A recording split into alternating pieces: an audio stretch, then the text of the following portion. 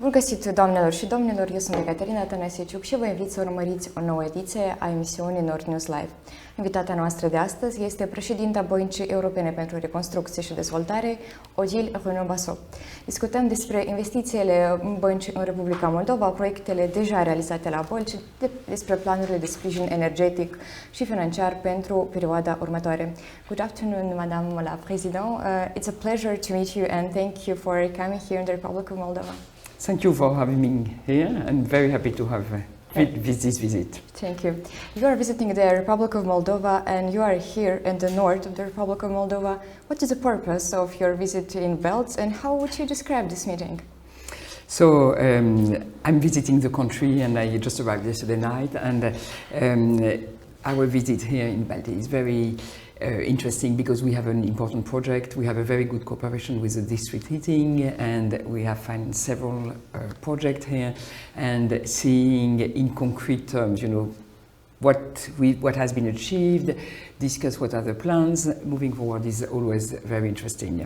It's not your first visit, as I know. It's not my first visit in Moldova, but my first visit in Bălți. And how do you like it? Very nice, very nice. I would like to discuss a more serious question and about, first of all, energetic security for the Republic of Moldova. It's an important moment.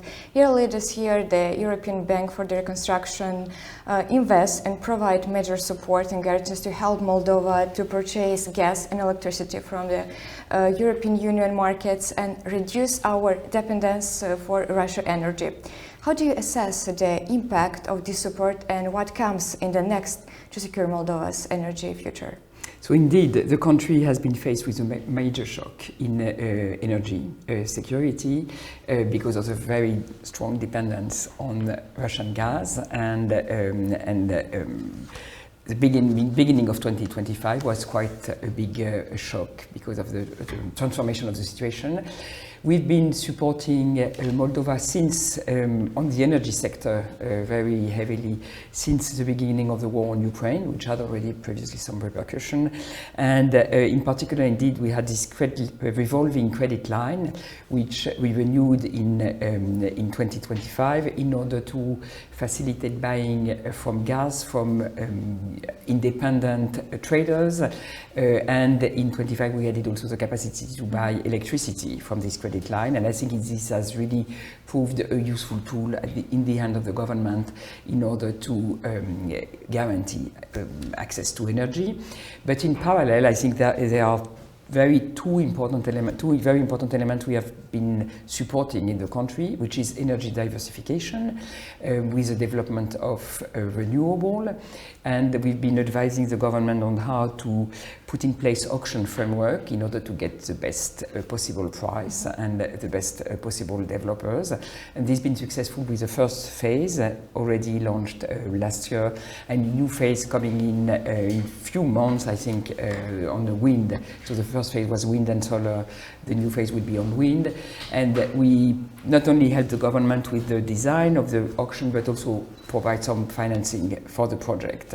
And this is a very important, and because there is a lot of potential, and it's the best way to ensure energy security and energy diversification. And the second pillar is energy efficiency, and that's something we've been supporting in Moldova also with a number of projects.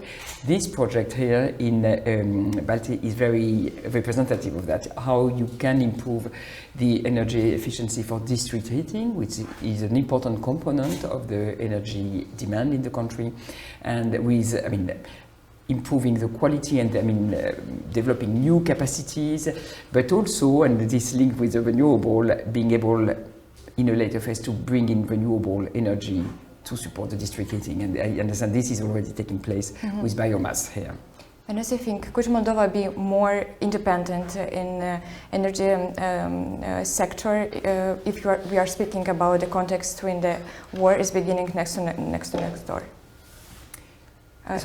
Could Moldova be more independent if we are speaking the energy sector? Absolutely. Moldova was totally dependent on Russia. First, the development of the Russian war on Ukraine was already a big shock with a lot of uncertainty in access to energy. It triggered a lot of crisis in the countries, and the end of the connection and end of the access to Russian gas in the beginning of 25 was a second big shock with a huge impact on energy prices and so forth. And I think it's amazing to see how the country has reacted and adjusted to this new geopolitical situation and has developed independence. Globally, the development of renewable, also because of individual, household behaviors, putting solar panel on the roof and so forth, 1 gigawatt of renewable electricity has been developed in the last year. So it's a huge shift, which is absolutely fundamental for the country. Yes, of course, and we are here in the Belt city and with the Bank of the European Bank of the Reconstruction and Development. Belt is operating a district heating system and giving residents more control over their heating. How is this project progressing, and when the residents will start to feel the benefits of this project? I think, the project is progressing very well. The first phase, it started in 2019. The first phase was implemented in 2019, and I've seen, visiting the installation, the transformation and the development of new capacities with digital equipment and so forth that really allowed to improve the quality and the reliability of the service provided to customers, because I understand that before there was some shutdown, sometimes heating could not be delivered, and there were a lot of issues in terms of security of supply for the clients, and this is really being improving very substantially and moving towards, as you point out, to individualization. So there is already pilot implementation of that, where people, in their apartment can control the level of heating and can have individual receipt, individual payment for how much they consume, which is the best way, in a way, for, give the household the capacity to choose what they need and to have to support the cost of it. One important element also of our support to the company has been to allow to improve the financial situation, allow for the repayment of the debt that was due to Moldova gas, and giving the company the capacity to have much more freedom in the way it manages its supply, the supply of gas and production of heating and electricity. As you mentioned, it's a pilot project here in Bălți, and how do you think what lesson from Bălți project could be applied to a similar upgrades in other regions, the Republic of Moldova?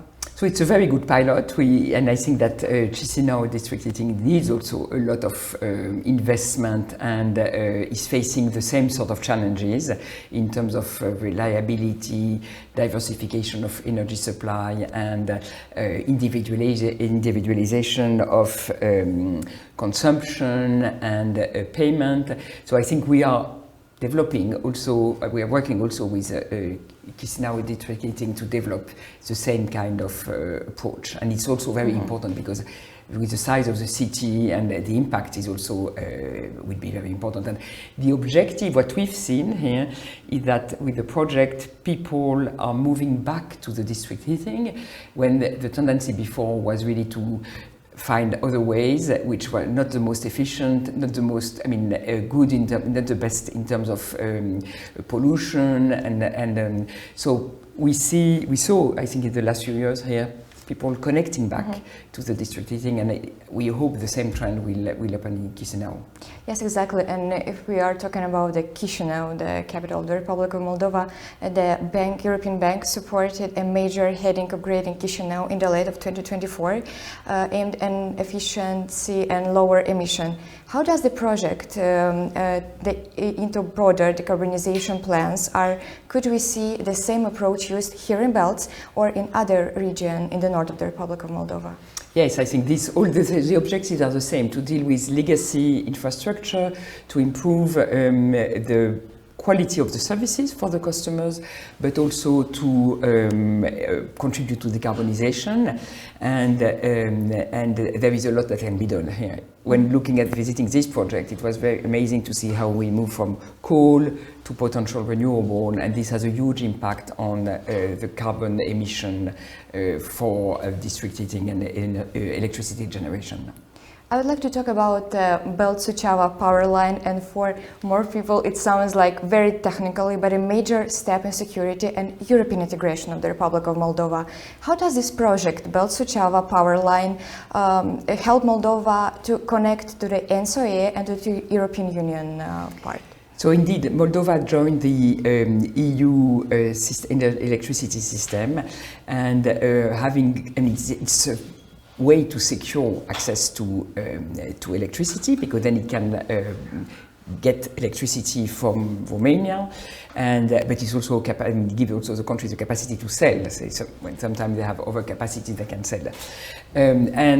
So I think this is a very important component in terms of the energy strategy of the countries, and also with the view to get more renewable. Enhancing the grid system and this connection is very important, because grids are more variable. I mean, renewable energy are more variable, so having strong grid and the capacity and bigger network is also very important. And thanks to this connection to the NSOE, Moldova could ask help from Romania in the crisis moment. Absolutely, and over time it could also benefit from transits. It would be between Romania and Ukraine, and there could be some electricity, moving around from Ukraine to Romania or vice versa, and then it could be a source of revenue for Moldova to have transit fees. The European Bank for Reconstruction and Development is the largest investor in Moldova and important partner for Moldovan business. What is the main objective of this support from European Bank for Reconstruction, and why you invest in us? So, our mandate at the European Bank is to support private sector, and so we invest in infrastructure. We invest in district heating also, because these are key components for a good environment for private investors, and we also support directly private financing, private investment for private investors. In Moldova, we work very closely with a number of banks, with which we have risk-sharing facilities. For example, we co-finance some investment by the private sector to develop, retail or agribusiness, facilities for tourism. And so either we do this, we have this kind of facility where we co-invest with the bank, or we also facilitate bank lending to private sector, sharing the risk with the banks. And the third way is to provide credit lines for the banks to extend lending to the clients, their private sector clients. We can also do direct corporate lending in different sectors like manufacturing, agriculture, hospitality, and so this has been an important component of what we've been doing in Moldova for years. I mean, overall we invest 50% of our activities in the private sector, 50% in the public sector, and we also provide support to SMEs, directly advisory support for SMEs, in order to help them upgrading their capacities. For example, now with all the perspective of EU accession, developing the capacity for SMEs to export to the EU and have access to this very big market, to increase the standards, know how to develop partnership in the EU for distribution and so forth. All this is very important, and we can provide with our advisory tools or through the financing we provide through the banks with additional technical assistance support. This is what we can do. So the major goal of the European Bank for Reconstruction and Development is to align Moldovan businesses, energy sector for the European standards. Absolutely. We work very closely with the EU. We are an important implementing partner of EU funding, and the implementation of the EU growth plan will be a key priority for us in the years to come. And we really stand there for helping Moldovan businesses and so forth to benefit from the perspective of the EU accession. You know, we've been working a lot in the European countries, the Eastern European countries that have joined the EU in 2005, and we've seen and we've learned how they can benefit from a business and small, medium-sized business can profit from this EU accession perspective. So it will be a booster, I think, for the economy in the coming years, and we are really there to help and to accompany this transformation. In this case, the roads and railways means faster and safer connection for businesses and communities.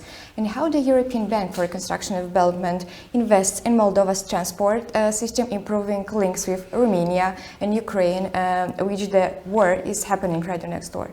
It's a super important context. So because it's important, it has been one of our top priority, and that's why we have relatively large share of public sector investment in Moldova, because the upgrading of the infrastructure, the connectivity, enhancing the connectivity with Romania is very important. This has been even more important in the context of the war in Ukraine, with the solidarity lanes, where Moldova plays an important role, connectivity role between Ukraine and Romania. And so we've invested in a number of road projects, and we continue to do that, west, south, north, and also in railway.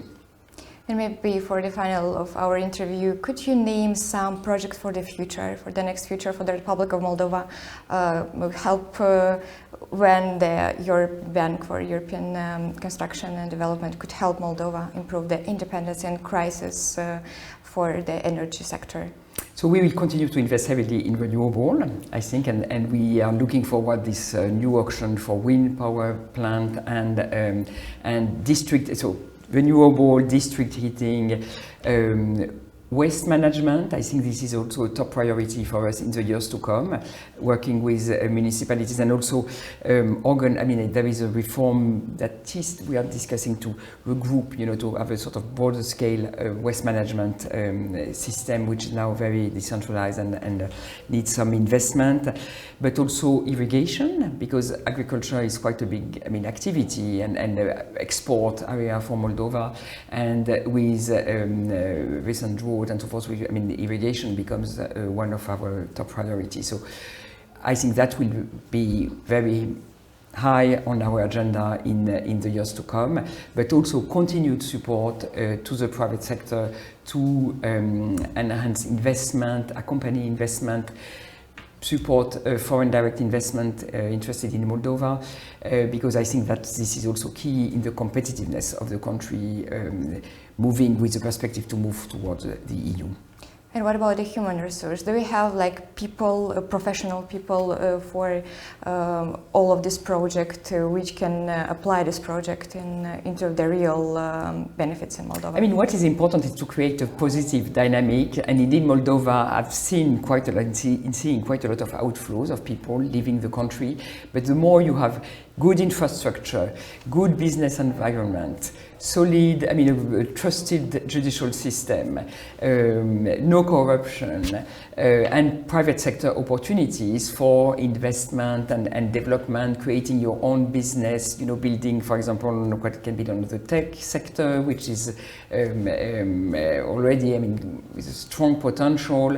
All this create also an environment which is conducive for people to be willing to stay and to contribute to the development of Moldova. That's absolutely true. And maybe for the final, it's not our competence, but do you think that Moldova could be a part of the European Union by 2030 or even later?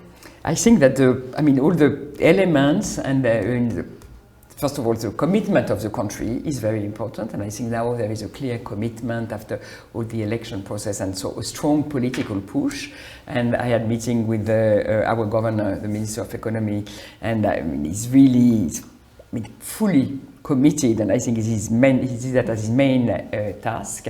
But also I see a lot of steps taken already in the EU. I mean, and strong commitment from the EU side to work on what needs to be done. It's a lot of work to be done because you need to take all the acquis communautaire, and it's a lot of transformation. But I think all parts are very committed to do this as quickly as possible, and so hopefully this will it's a difficult process, demanding process, and so forth. But we have all the good components there to deliver. Thank you so much for accepting our invitation, and it's a glad to meet you here in the Republic of Moldova. Thank you very much.